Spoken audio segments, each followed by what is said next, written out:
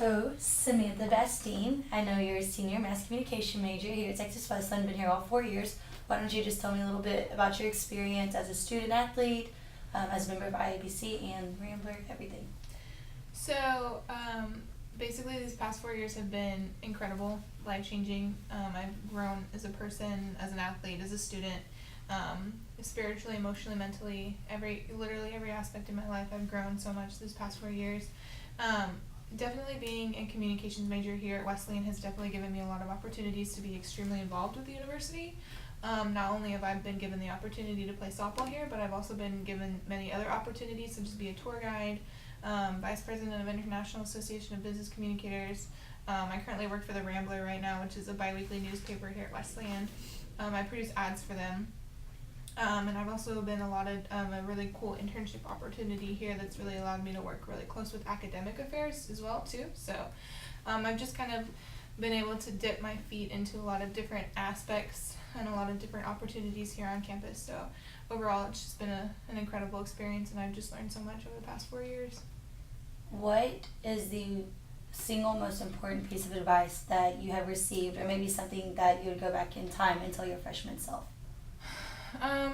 Well, when I was a freshman, I was an athletic training major, and I thought that I wanted to be an athletic training major my entire life, and then I wanted to just kind of be an AT and get my master's and work for a college football team somewhere, or maybe a professional football team somewhere. But then I kind of struggled with that my sophomore year, and I just kind of was very hell-bent on changing my major, even though that I knew that it was the best thing that I could have ever done for myself. So I guess if I could go back in time to tell my freshman year, even my sophomore year self something, it would be to don't be afraid to just kind of take a different course in life, even though you have had this kind of idea or this vision of what you want it to be. That doesn't always mean that it's always going to turn out that way, and so don't be afraid to change your viewpoint on your life. What are your plans post-graduation? I'm really up in the air with a lot of things. I don't really have a physical plan yet. I know kind of the route that I want to go to, whether that be PR or marketing. I know it's two completely different career settings, but I definitely do know that I want to stay here in Fort Worth, or even maybe travel possibly too. I really don't have a set preference of where I want to live or kind of plant my roots. But yeah, just kind of feel it out come January, apply for some jobs and see where the world takes me and where God puts me. What do you think are the most valuable skills or characteristics that you learned either at Wesleyan or specifically from the program here?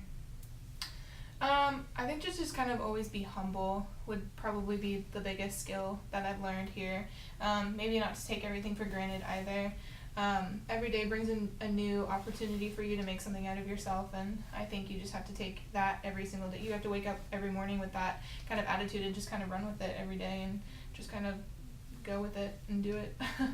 Who was one person on campus that will always stand out whenever you think back on your college career? Kayla Prachel. For sure. Kayla has pushed me to be somebody that I didn't ever think that I could ever be in my life. She's such a huge motivator in my life, and every day we get to talk, and we get to talk about our goals a lot and what we want to be and how much money we want to make someday, and she just makes it seem like it's attainable, and that's something that not a lot of people can do. What is your 5-year plan, 10-year plan? I get that question a lot. I don't think I really have a 5-year plan or even a 10-year plan.